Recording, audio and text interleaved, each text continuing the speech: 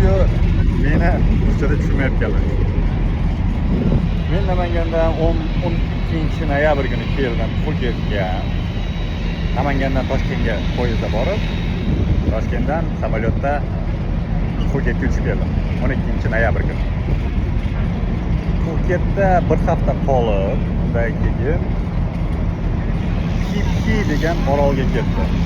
Undan oldin Smilyanskiy ostrova, Smilyan degan orolga borib, Kipkida 3 kun qolib, undan keyin Koh-Lanta degan shahriga bordim.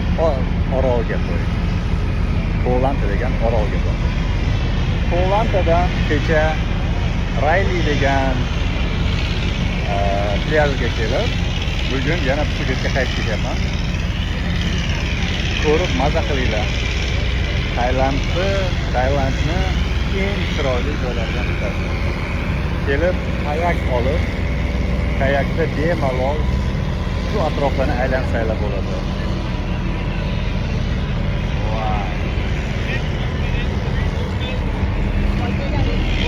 Haqiqatdan chiroyli. Haqiqatdan chiroyli joylar. Xudoni yaratgan joylari. Kelib, ko'rib, maza qilinglar. Men kelganimga 14 kun bo'ldi, rosa 2 hafta. Xudo xolasa yana 20 kun.